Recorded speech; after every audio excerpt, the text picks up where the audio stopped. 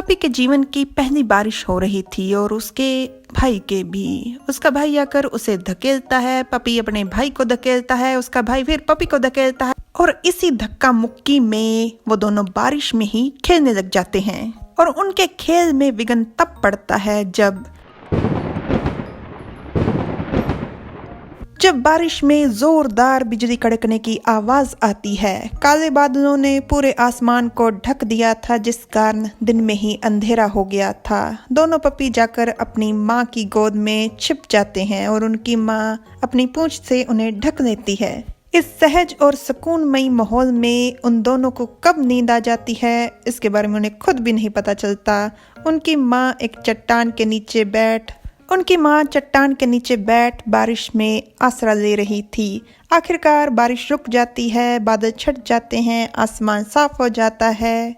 पत्तों में जमा हुए एक पानी की बूंद आकर पपी की नाक पर गिरती है, जिस कारण पपी की नींद खुल जाती है। वो उठकर देख रहा है कि आसमान साफ हो गया है, बारिश रुक गई है। सूरज डूबने के कारण आसमान का रंग गुलाबी हो गया है। पपी खुशी खुशी पीछे घूमकर इशारा करते हुए अपने भाई को ये सब बताने वाला था कि उसका ध्यान पड़ता है कि वहां पर कोई भी नहीं।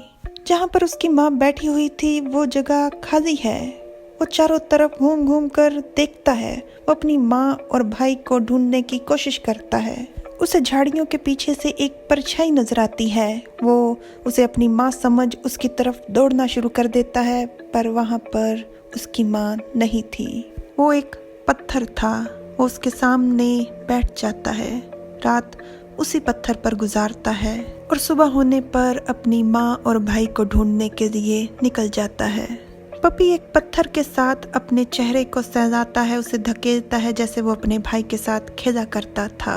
शिकारियों से डरते हुए उसकी हालत बुरी हो रही थी। वो घास में छुप जाता है, आसपास से सूखी घास इकट्ठी करता है और उस पर कूद जाता है, सोने की कोशिश करता है, ये सोचकर कि ये उसकी माँ की पूंछ है। वो खुद को झूठ बोल खुश होने की कोशिश करता है, पर उसके चेहरे की हंसी ज्यादा समय तक नहीं टिकती। अचानक से उसे पूंछ नजर आती है।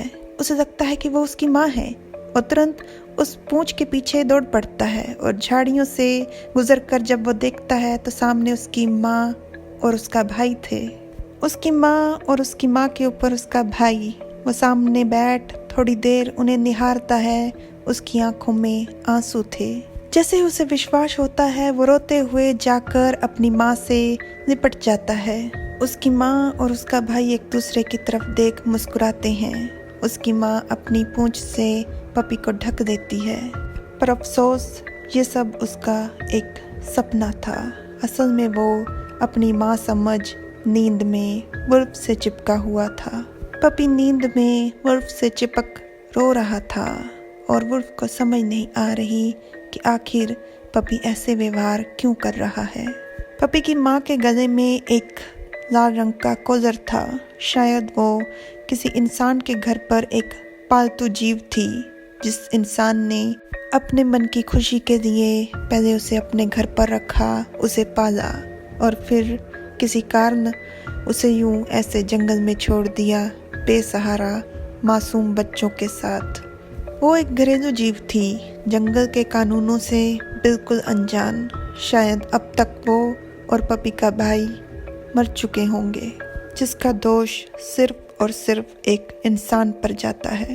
कभी भी आप अगर किसी जीव को अपने घर पर लाते हैं तो उसके मरने तक उसकी जिम्मेदारी उठाया कीजिए। हर जीव पपी जितना खुशकिस्मत नहीं होता, जिसे इंसानों द्वारा बेसहारा छोड़ने के बाद उर्फ जैसा कोई ताकतवर जीव सहारा दे दे। और यही है आज की कहानी की शिक्षा भी। अगर एक भी इंसान इस पाठ को देखने के बाद अपने टाइम पास वाले जीव को बेसहारा करने का विचार त्याग देता है, तो इस कहानी के सम्मान योग लेखक, निर्माता और मेरी मेहनत सफल होती है।